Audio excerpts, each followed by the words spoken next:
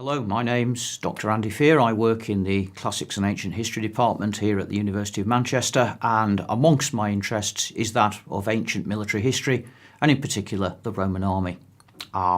In many ways, I think it's fair to say that the bottom line of Roman power can be seen in my hand now. This is a Roman short sword, Gladius, and curiously, although this weapon is archetypally Roman, in the way we look at films and such like, its grandfather was probably, in fact, a weapon from Spain, a weapon used on the Romans by their opponents.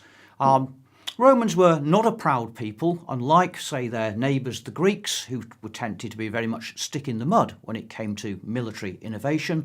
The Romans knew a good thing when they saw them, and they were not at all afraid to pick those things up and use them for themselves. In fact, a Greek, although a pillar of the Roman establishment, a man called Arrian, marks out in his Tactica this as an extremely praiseworthy attribute of the Romans, that they saw good things, they adopted them, and they became Roman in their turn. It's very much, of course, in the way that modern European nations have picked up and perfected football far in excess of its inventors, our good selves. When we look at this weapon, it's remarkably short. In fact, technically, it isn't a sword at all, it is a short sword. And that's because it isn't really designed for slashing with. You can slash with this weapon, but its reach is very low. In fact, it's intended to thrust. The aim is to hide behind a large shield, wait for your enemy, and then stab at him, hopefully hitting a vital point. We know that Julius Caesar ran behind his soldiers, telling them to strike at the face, and psychologically, of course, that's extremely intimidating.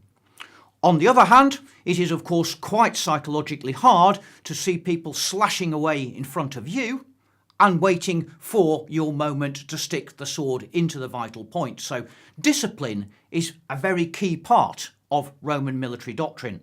Soldiers were trained, again, most of their enemies were amateurs, and you waited until the last moment to make your move.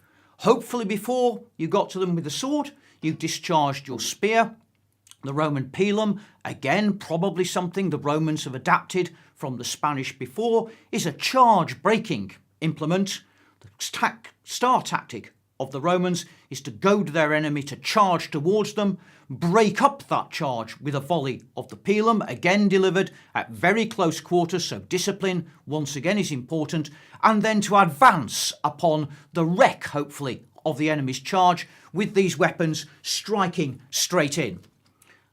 The advantages of the thrust are clear. First of all, you don't need to go in very far to kill someone. 2 inches, according to the Roman military writer Vegetius, is sufficient to deal your enemy a deadly blow. And sadly, knife crime in the modern world makes that all too clear and true. Without the sword, there would have been no Roman Empire. The sword could only be used because of discipline. Again, you can get very many more blows in any given frontage because you're not going to poke your friend's eye out by going in and out with a sword. So you maximise your killing in any given line of soldiers. It is the bottom line of the Roman Empire. Of course, the Romans built on their empire. It's not simply destructive, but without this weapon, without the discipline and fighting techniques we can deduce from it, there would have been no Romans, and our world would have been a very different place.